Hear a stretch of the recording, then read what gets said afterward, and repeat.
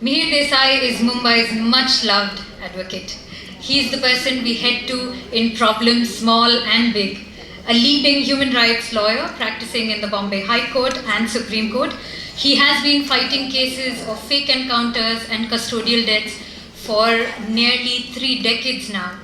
He is a co-founder of the Indian People's Tribunal and the Human Rights Law Network. He was also legal counsel to the International People's Tribunal on Human Rights and Justice in Kashmir. Not that this session is on judiciary, but I always, nowadays whenever I speak, I always start with the judiciary. I'm a lawyer, as introduced, and I'm embarrassed to be part of a system which has the present Supreme Court judges presiding over it. Let me put it that way. I'm ashamed of the way the Supreme Court has dealt with some of the recent issues, like whether it is Kashmir, whether it's CAA, whether it's Ayodhya. It's a series of, I mean, if I start naming those issues, it will go till evening, so I don't want to even go into that. If tomorrow CAA, NRC, etc. are upheld by the Supreme Court as being constitutional, we should still be out on the streets protesting against them, because the custodian of the Constitution is not the Supreme Court, it's the people of India. So we should never give that up. So these are just something which I'm passionate about. It has nothing to do with the present session, but I wanted to just mention it because it came up last. Now, tomorrow we have a session on the constitutionality of the Citizenship Amendment Act. And I'm sure there the discussion will happen on how it came about, what are its contents, etc. So I will not focus so much on the Citizenship Amendment Act, but I'll focus much more on the NPR and the NRC process. But I do have a few observations about the CAA, the Citizenship Amendment Act, which I think I want to make them. To begin with, the roots of CAA. I mean, the entire country revolted against CAA in 2019, right? 2019-20. But the roots of CAA are in 2003 by the then NDA government. Okay? They changed 3 or 4 things drastically in 2003, which we must bear in mind, which led to the present situation. Which has led to the present situation. We did not protest at that time, possibly we didn't realize what was happening, it was not such a big thing, etc., etc. But we need to bear that in mind, what happened in 2000. Now remember one thing, citizenship in India, under the Constitution or under the Citizenship Act of 55, can be through 5 means. Briefly speaking, that is either by birth, you are born in India, you are a citizen of India. That is of course undergone a change, I'll come to that. Or legacy, that is, if you are not born in India but your parents are citizens of India and therefore you get citizenship of India. You have registration that you are a person of Indian origin but you are not a citizen, and you get married to somebody from India. You have naturalization, which is you have nothing to do with India but you come and stay here for 10 years, 12 years and you get citizen, and you can apply for citizenship of India. And 5th is by acquisition of territory, which is like Sikkim or Goa, which became part of India, and automatically everybody becomes part of the becomes a citizen. So these are the 5 ways in which you acquire citizenship. But primarily you acquire citizenship by birth. That is, if you are born in India, you are a citizen of India. That was what was in the Constitution. That was what was in the 1955 Citizenship Act. This was changed in 87 to say that after 87, only those who are not only born in India, but at the time of their birth, one of their parents was a citizen of India, can be a citizen of India. Okay, that happened in 1987. So if you are born after 1987, and tomorrow if the question comes whether you are a citizen of India, not only would you have to prove your own birth in India, but you would also have to prove that at the time of your birth, one of your parents was also a citizen of India. Okay, that becomes a little complicated, that becomes a huge problem. Okay, so that's the second. That's one thing. What happens in 2003 is, first of all, you have this NRC rules. So the first time the Citizenship Act is amended to bring in what is known as registration of citizens. Till that time, there was no concept of registration of citizen. You don't have to register yourself as citizen. Okay? You're born in India, you are voting, you got a passport, you got a ration card, you're a citizen of India. Okay? So for the first time in 2003, they brought in the concept of registration. And along with it came the rules, the NRC rules, which are now they are seeking to implement.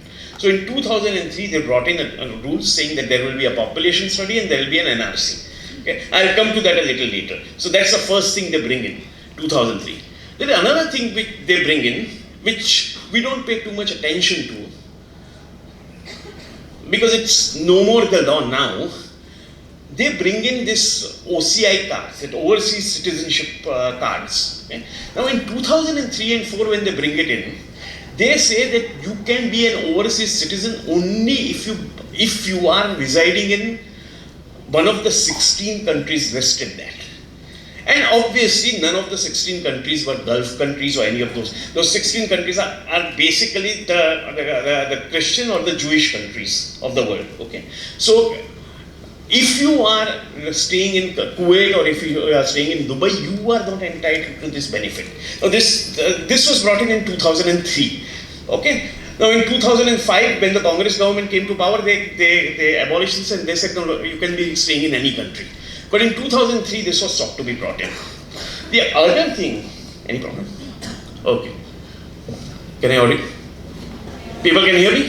Yeah. The other thing which was brought in very surreptitiously in 2003 through an amendment to the 1955 rules of citizenship was that if you are in Gujarat or Rajasthan, see, normally what happens is citizenship by registration, that is, you apply for citizenship not by birth but by registration, is given by the central government.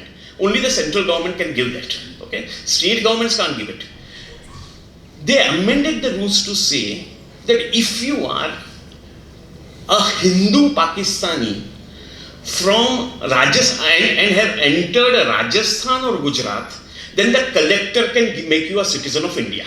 Okay. Now this came for the first time in 2003, not in 2019, not in 2016. Okay. This came in 2003. We did not know about it. We ignored it. I didn't know about it. I read about it only recently. So this was how religion was brought in 2003. This was repealed in 2009 by the Congress government. This provision that if you are in Rajasthan or Gujarat and if you are a Hindu Pakistani, then you will get citizenship at the collectorate level, was repealed in 2009, so it doesn't exist anymore. But they sought to introduce this way back in 2003, so just bear that in mind. The other thing they introduced in 2003 was what is called the concept of illegal migrants. Okay? Anybody who comes into India without travel documents, whether it be passport, visa, etc., or comes in with the travel documents but without any, but overstays, okay, the visa, etc., is called an illegal migrant. Okay?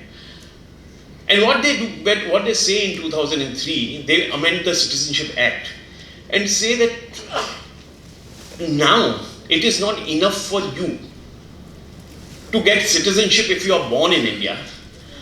Not only will one of your parents have to be a citizen of India if you are at the time of your birth, and the second parent cannot be a illegal migrant. Okay, so if you are born to a parent, if a person marries, say for instance, a woman who is migrated from Bangladesh, and if you are born to that person, you can never get citizenship of India even if you stay for 100 years. Now that's the law. Okay, that's the law which was brought in. Earlier, such illegal migrants could get citizenship by applying, okay, through registration or naturalization process. They made amendments to that also, saying that if you want to get, no illegal migrant can ever in life apply for citizenship through registration or naturalization. Okay. This was also an amendment made in 2003. Okay. So what happens is that those who are classified as illegal migrants, okay, are excluded. Their generations are excluded from ever getting citizenship of India. This is what happened in 2003, and this is now being consolidated in 2019, which through the CAA, which I am sure will be discussed tomorrow, and I won't go into it, except for mentioning two things, that in 2015 and 16, you have amendment to the passport entry into India rules and the foreigners order, which both originally provided that if you enter India without a passport or without travel documents, or if you overstay, then you can be prosecuted and you can be thrown back to your country. So the amendment to these rules, which was made in 2015 and 16, is yes, but this will not apply to Hindus, Sikhs, Parsis, etc., who have come from Bangladesh or Pakistan or Afghanistan up to 31st December 2014. This did not give them citizenship, but this prevented a prosecution of them. This prevented them from being thrown out, and that has now grown into a right of citizenship under the present CAA. So these amendments were brought in. Visa rules were changed for overstaying in 2018. What did visa rules say? That if you overstay in the country for more than 5 years, you have to pay $500 fine. But if you are a Hindu, etc., from Pakistan, Pakistan, Afghanistan, etc., then you have to pay 500 rupees fine. Okay, I mean that is the distinction. That if you are from these countries, 500 rupees. If you are anybody else, if you are a Muslim from this country, you will have to pay $500 fine. Okay, that was so subtle, surreptitious changes have always been brought in, and that which has finally led to the present CAA. Okay. So I think we need to keep in mind the background. Coming to now what the NRC and the process of national population register. Please remember that we are opposed to NRC and population register not just because it is linked to CAA. Citizenship Amendment Act broadens the definition of citizenship, right? It broadens the definition, it includes certain people from Bangladesh, etc. But what the NRC and NPR does is actually provides for the method of recognition of citizenship. Okay? So it's a separate thing. So tomorrow, even if CAA goes, suppose tomorrow Supreme Court, in one of its weak movements, actually strikes down CAA, okay? Even if they do that, okay? Even if they do that, you still have NRC and National Population Register, which are still dangerous. They are dangerous not because, of course, they will act adversely to Muslims, but not just because of that. They are dangerous because they will act against marginalized people throughout the country. Poor people, women, Dalits, Adivasis, etc. So that's a problem. So, of course, combination with CAA makes it even more lethal, and that's why we are opposing all three. But even if CAA wasn't there, whether if CAA is not there, will they actually go around doing NRC and this thing is a different question after the Assam experience, which I'm sure you will talk about. But let's assume for the time being that CAA is there, not there, forget about it. What does NPR do? I mean, they say that we are doing NPR, but we are not doing national citizen we are not going into citizenship. You see, NPR, the only concept of NPR is under the citizenship rules. The only purpose which NPR serves is to take you to the next step, that is citizenship register. NPR serves no other purpose. All other purposes of providing for schemes, etc., served by census, which is a separate exercise under a separate law. Okay, so we are not really concerned about. The only purpose of NPR under the NCR rules, NRC rules, is that you first do an NPR. What happens? You first do an NPR. At the end of the NPR, you find out who is doubtful. You remove some people as citizens, and then finally whatever the distilled list remains, that distilled list is the NRC. That's how it works. So to say that we are doing NPR but we will not do NRC is really a hogwash. It's a white lie given in Parliament. Okay, that's how it is. So the question therefore, okay, is how does this NPR work? How does this NRC work? And how is it different from, say, the experience in Assam? You see, in Assam, everybody had to apply for citizenship. You make an application. Okay, everybody has to apply for citizenship. You have to make an application. So 4 crore people applied. Okay, so everybody applies for citizenship. So everybody to begin with is doubtful. Okay, to begin with, everybody is doubtful. Okay, you apply for citizenship. Those people, Babus will consider whether you are fit or not, looking at your form, looking at your documents, will grant you, not grant you, then you go to Foreigners Tribunal, etc., etc. Okay? But you have to apply for citizenship. In the rest of India, you don't have to apply for citizenship. Okay? In rest of India, there is a house-to-house survey. Okay? So they come to your house, they ask you for various details, ye karo, aapka naam kya hai, ye kya hai, wo kya hai, they ask you for various details. Then those details are called NPR, and NPR was already made in 2010. I'll come to that in a minute. But in 2010 there was an NPR made. Okay, they will come to update that NPR. They'll ask you for various kinds of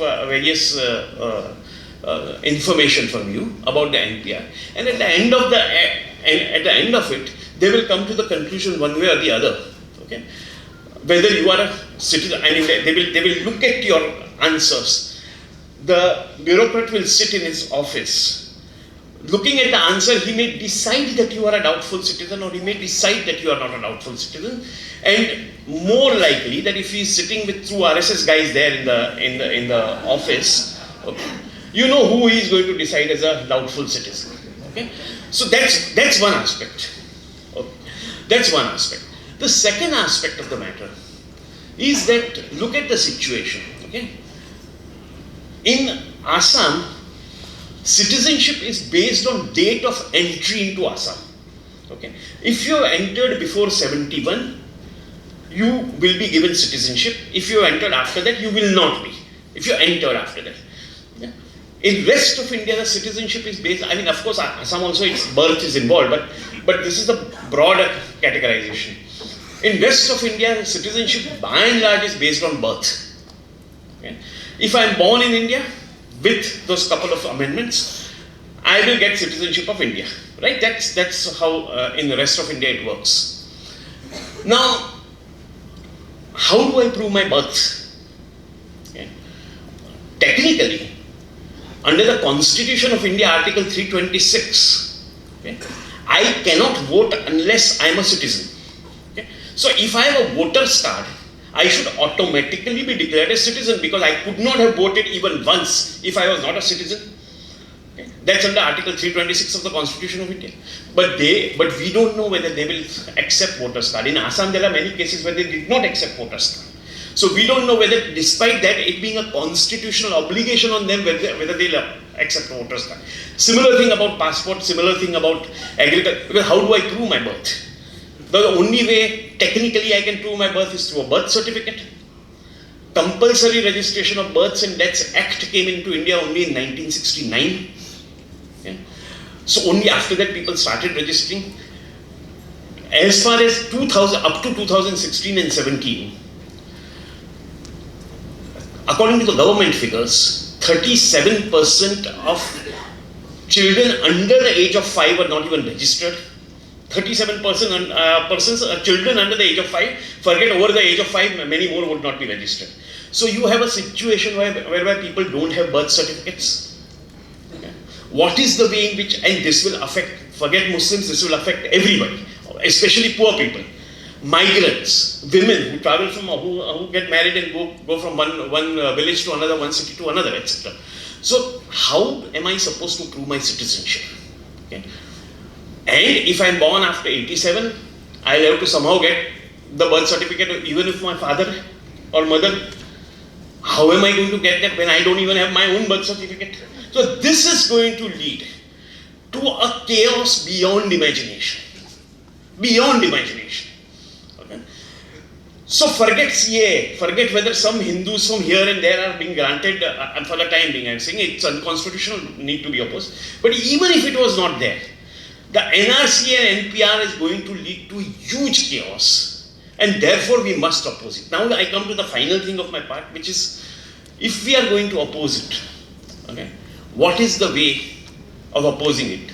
I have my own discomfort with the kagaz nahi dikhayenge situation, because I'll tell you why. Okay? It's one thing if the state government say that we are not going to support the central. Now it may be unconstitutional, etc., but let us leave it to the state governments to do what is constitutional, what is. But if they say that we are not going to send anybody to your houses to ask any questions, okay, I can't be blamed for not answering, because I am not asked, I don't answer. Matter ends. Okay. Of course, the central government can take action under 355 of the Constitution, etc., etc., saying that why are you not helping? But that's a different. But if 10 state governments say we are not going to do it, it becomes difficult for the central government to do anything. Okay? So that's one aspect. The other aspect, yes. The second thing is that suppose they come to me and I say that I am not going to answer your questions. Okay? They'll say it's voluntary. Just give me 1 minute. They'll say it's voluntary. You may or may not answer. I don't answer. Okay? That it's voluntary. I don't answer. What is the consequence? Okay, consequence is 1,000 rupees fine. Okay, but let me say I pay that 1,000 rupees fine. What is the further consequence? Further consequence is that they will treat me as we asked you question, you did not answer. You are not bound to answer questions, but we'll treat you as a doubtful citizen because you are not answered. We'll treat you as a doubtful citizen. And then even after that you don't answer, then sorry, you are not a citizen, go out or go to this thing. So boycott is a very, very good response to the present situation, provided it's a mass boycott. Otherwise you will have people being targeted. Some 10 people in a population of 1 lakh boycotts, they will be targeted. So we should go for mass boycott, but if it is not a mass boycott, then we have to rethink our strategies. That's all. Thank you very much.